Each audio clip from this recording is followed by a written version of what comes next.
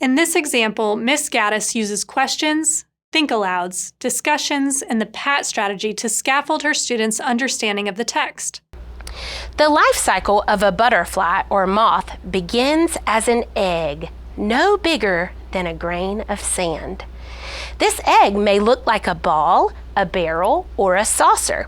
It may have been laid alone or as a group of eggs. Some butterflies lay their eggs in stacks like tiny teacups.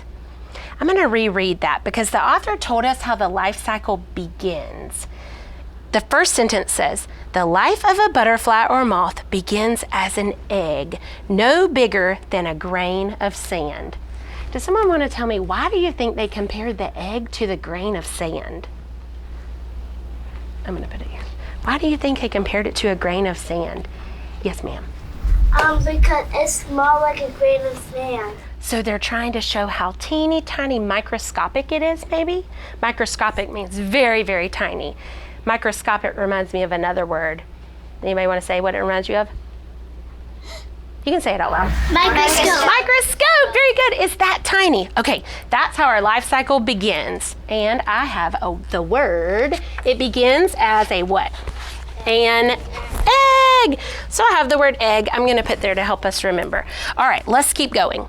About a week after the egg, is laid, each egg will have a tiny dot inside. The dot will be moving. With a hand lens, or magnifying glass, you will see that the dot is the head of the caterpillar, chewing a hole to wriggle its way out. I want you to talk to your partner and tell me, if you looked at this egg with a microscope, well, I guess you could use a microscope, but if you looked at this egg with a magnifying glass, describe what you would see.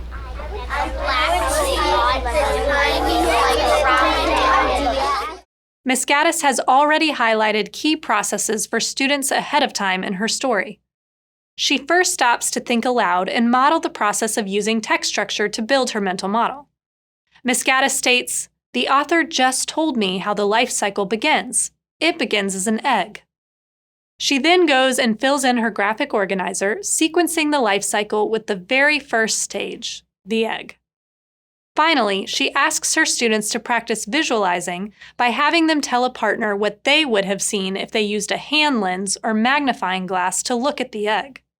This is a great example of how to weave strategies in your lesson in a meaningful way. Now let's watch as she identifies the next stage of the cycle and addresses complex language. When the caterpillar crawls out, it is barely bigger than a comma. All it wants to do is eat. First, it may eat its old eggshell, and then it starts on the main course, which is usually right under its feet. That is because most caterpillar mothers lay their eggs on their favorite food plant of their young. So after a baby hatches, it just eats everything in sight. And a caterpillar is very good at that. It has strong jaws to chew up chunks of a leaf. I notice that the author has described that we no longer are in the egg stage. What comes next? What did it say? You can say it out loud. 1, 2, 3. The caterpillar. Very nice. And I have a picture of that stage and the word caterpillar. We're going to put it right here. All right? The author did something also interesting. It compared the egg to a grain of sand to help us know what it really looks like. Did anybody pay attention to what it compared the caterpillar to? It compared it to a comma. A comma. Everybody say comma. Comma. Lucky for you, this author used a comma on this page after the word comma. So I'm going to see. Can you see that little bitty comma? Yeah. It's hard to see for the people in the back, so they use that. The author used that for a reason. Tell your partner, why did the author compare the caterpillar to a comma? Tell your partner.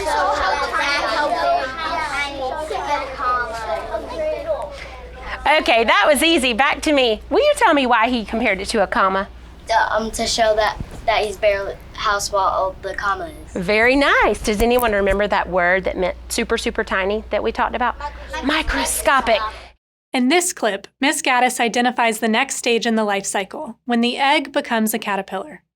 She labels this on their text structure graphic organizer. She also highlights a language breakdown for students.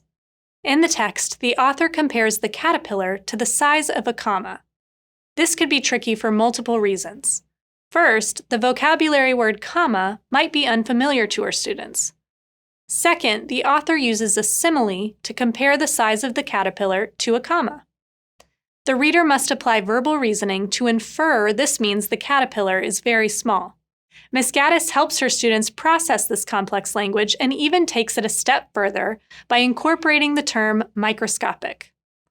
Throughout the reading, she continues to strategically use questions, think-alouds, discussions, and vocabulary words to help her students process and comprehend the material.